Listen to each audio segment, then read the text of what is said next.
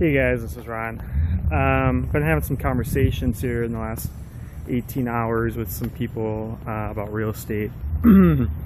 I couldn't fit real estate into a few scopes if I tried. I've been around it for like 13 years, and I've actually met some more people yesterday about it. We had more good conversations even with more people now that I think about it. You know, real estate's an interesting game. I've been around it a long time, and you know, I think the best I can do for you is give you perspective and boil it down. And hey Andrew, how's it going? Andrew's dad is actually a good friend of mine. He's been around real estate about 25 years, and you know, I want to give you just a kind of a perspective. Oh, live from San Diego. Oh, you're over in San Diego. Nice. I was over near the Hard Rock Hotel over there for a big internet marketing thing. Jeff Walker. So guys, let me boil the 80-20 where to spend your time. Hey Can, where to spend your time in real estate. Only buy houses if they cash flow really well. If you buy a $150,000 house and get it to cash flow $700 a month or more, not bad. Reason being is, I mean, these places you can get $500 a month, $600, $700 a month in cash flow. You hold them for 3-4 years, 5 years. Renter beats them up a little bit. It's not uncommon that most of that money goes right back into the house. You know, there's just a lot of expenses owning a house. The appreciation's not what it used to be. Hey Fofita, what's up? Things have just, how's it going Fofita? How you doing? It's just the appreciation on real estate is just not what it used to be. You know, there's articles out there that say, there's articles that say 100 million people. What did you miss? I don't think you missed anything. There's articles that say that like 100 million people over 16 years old are not in the workforce right now, like to full employment, I should say. They might be like partially getting some money from somewhere. So the economy's changing a lot.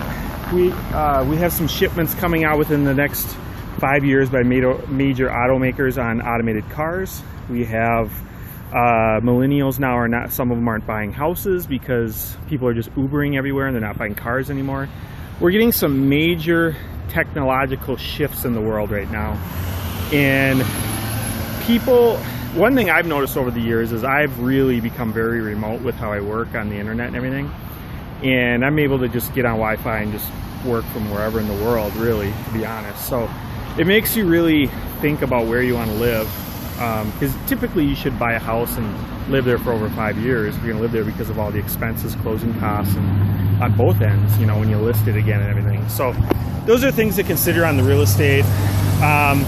I had another conversation with somebody about an hour ago about the idea of buying a house kind of cheap at $150, putting $100,000 into it, and then reselling it at some point, $250 or $300 or whatever. And you know, after a conversation I had yesterday, I just don't know if it makes sense to put $100 grand into a house nowadays. I think these lean startups and these lean concepts make a lot of sense nowadays. So what I'm telling you on an 80-20 thing is it's really hard to sum up real estate. I ran into another guy yesterday who's been in real estate since 1979, you know, and he does a lot of development and stuff. So, I mean, I can't even imagine what that guy knows after 36 years. So what I'd basically say is the 80-20 it.